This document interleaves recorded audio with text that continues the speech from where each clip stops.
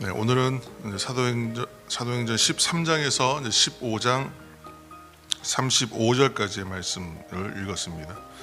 이 본문이 이제 바울의 전도 여행 1차 전도 여행에 해당하는 부분이라서 여기서 끊었는데, 예루살렘 교회에 이제 닥친 그 박해가 성도들로 하여금, 그리스도인들로 하여금 각처로 흩어지게 이제 했고, 그래서 이 일을 통해서 오히려 예수 그리스도의 복음이 각처로 전파되는 계기가 되었다.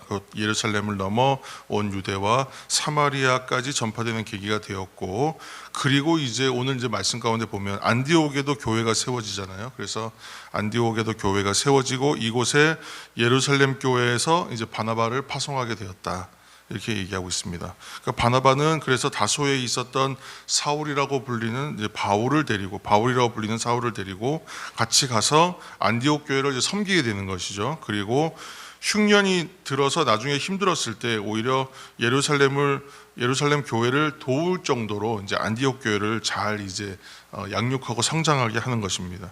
사도행전을 크게 두 부분으로 이제 보면, 이제 지금 13장 정도를 기점으로 해서 두 곳으로 나눠져요. 이제 왜 그러냐면 앞부분은 예루살렘과 유대와 사마리아 전도에 해당하는 부분이라면, 이제 여기서 1차 전도 여행이 시작되는 부분부터는 팔레스타인 북부 지역으로 해서 이제 사람들이 말하던 땅끝이라고 말하던 먼 지역까지 이제 전하는 내용으로 이렇게 두 부분으로 크게 분리가 되는 것입니다. 그래서 예루살렘에서 사마리아까지 복음이 전해지는 과정을 보면 약속된 성령을 받아서 이제 사람들이 나누어지고 전파되는 것으로 그렇게 이제 해석이 되고, 후반부도 역시 좀 다르긴 하지만 역시 성령의 인도하심과 주도하심 가운데에 이 일은 진행되었다.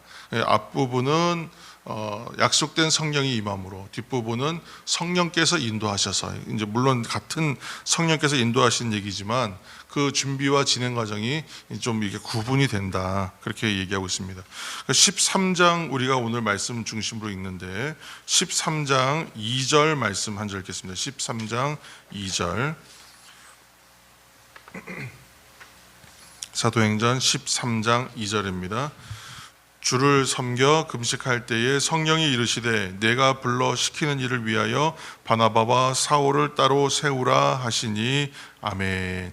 성령이 이르시되, 이렇게 지금 성령께서 이 일을 주도하신다. 그래서 안디옥 교회가 이제 금식하면서 바나바와 바울을 이제 세워요. 그런데 이 일도 누가 하시는 거냐면 성령이 하신 것이다. 다른 지도자가 한 것이 아니라 성령께서 하셨다라는 걸 되게 강조하죠. 또 4절도 한번 읽겠습니다. 13장 4절, 두 사람이 성령의 보내심을 받아 실리우기아로 내려가 거기서 배 타고 구브로에 가서 아멘. 이 사람들이 이제 파송되는 것도 성령이 하시는 일이다, 이거 강조하는 것입니다. 그래서 이제 오늘 말씀드린 대로 13장에서 15장 35절까지가 이제 바로 바나바와 바울의 1차 전도 여행이에요. 그래서 이곳에서 바보, 비시디아, 안디옥, 이고니온, 루스트라, 더베, 버가와 같은 곳에 복음이 전파되고 여기에 믿는 사람들이 생기고 점차적으로 이곳에 이제 중점적으로 해서 교회가 세워지게 되었다. 근데 오늘 이제 우리가 좀 주목해야 보아야 할 것은 이제 안디옥 교회에 대한 이야기예요. 안디옥 교회가 지금 그 바나바와 이제 바울을 파송할 만큼 이방인 선교를 위해서 중심되는 교회가 되는 것입니다. 안디옥 교회를 통해서 땅끝까지 전파되어야 하는 복음을 이제 전해야 하는 복음을 감당하는 교회, 복음 전파를 감당하는 교회의 모습이 어떠해야 하는가, 안디옥 교회를 보면 우리가 좀 이해하고 살펴볼 수가 있습니다. 그 안디옥 교회는 이제 아주 살펴보면 다양한 일꾼들이 있었다. 그 구성이 되게 다양해요. 그래서 신분이나 계급이나 출신이나 인종이 서로 다양하게 섞여 있어요. 예루살렘 교회는 100% 유대인, 그리고 유대교를 믿는 유대인. 그러니까 나중에 이것이 성경을 읽을 때 배경에서 조금 이제 어려운 게 뭐냐면, 유대교 신앙의 전통에 있었던 사람들하고 나중에 그리스도를 믿는 유대인들하고 이것이 잘 분리가 안 돼요, 실제적으로 사실은. 이제 예루살렘 교회에서도 이제 그 문제 가지고 아직 문제가 생기고 나서야 이제 완전히 그리스도를 믿는 교회와 또 유대인들이 분리가 됩니다. 그러니까 지금 흩어져 있는 것도 마찬가지예요. 그래서 계속 분란이 나는 거 보면 전통적 유대인들이 똑같이 그냥 그리스도도 선지자로 생각해서 믿었기 때문에 거기에서 정말 전통적인 유대인들과 그리스도교 신앙을 가진 유대인들이 자꾸 이제 분쟁이 생기는 겁니다. 그래서 그 부분에 대해서 이제 이 이야기들이 그걸 구분해주고 있지는 않은데 또 이것도 좀 기회가 되면 또 한번 나누겠습니다. 그 안디옥 교회는 아무튼 이렇게 다양한 구성된 일꾼들이 있었고 이 사람들이 함께 했다는 거예요. 그러니까 그리스도 안에서 교회됨이라고 하는 전형적인 모습이 안디옥 교회에 드러나요. 그러니까 신분과 계급과 뭐 가지고 있는 형편과 인종과 어떤 그런 걸 다 초월해서 각양의 사람들이 함께 되어서 함께 가르치고 함께 돌보고 함께 교회를 성장시켜 나가는 전형적인 예가 바로 안디옥 교회가 그러한 모범이 되는 교회가 되었다는 것입니다.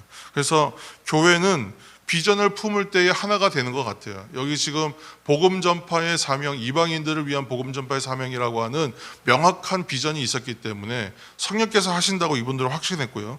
그렇기 때문에 교회가 그 각양의 사람들이 그 신분과 모든 것을 초월해서 하나가 돼서 함께 일할 수 있었다는 거예요. 두 번째는 교회가 복음 전하는 사역, 교회의 본질적 사역 감당하려면 기도해야 된다는 거예요. 안디옥 교회가 지금 파송하기 전에 뭐 하냐면 금식하면서 기도합니다. 금식하면서 기도해요. 그리고 그 금식하고 기도하면서 이방인들을 위해서 우리가 복음 전해야겠구나라는 비전을 발견해요. 그리고 셋째는 아까 처음에 계속 성령께서 주도하신다 그랬는데 역시 성령의 역사 앞에서 순종하는 교회였다. 자신들이 결정하지 않고 성령이 인도하심이 확실하였을 때 그 일을 진행해요. 오늘날 재미있는 건 뭐냐면 안디옥 교회가 실존에 남아있느냐? 남아있지 않습니다. 안디옥 교회는 지금까지 남아있지 않아요. 없어졌어요. 형태가 어떻게 되어 있는지 어땠는지 우리는 잘 정확하게 알 수는 없어요. 그러나 그들이 기도하고 헌신했기 때문에 이방인들을 위한 복음 전파 사역이 시작되었고 그 복음이 전파되어서 땅끝까지 계속 전해지고 있는 과정에 있는 거예요. 안디옥 교회의 사명은 그 일이었다는 것이죠. 그래서 이처럼 교회는 성령을을 통해서 성령 안에서 하나가 되는 것이구나. 그리고 성령 안에서 교회와 성도가 해야 할 일들을 비전으로 발견하게 되는 것이구나. 그리고 성령 안에서 기도하고 순종할 때에 하나님의 역사가 이루어지는 것이구나. 오늘 안디옥 교회 성령 행전의 안에 있는 안디옥 교회 이야기를 통해서 우리가 발견하는 좋은 믿음의 교훈인 것 같습니다.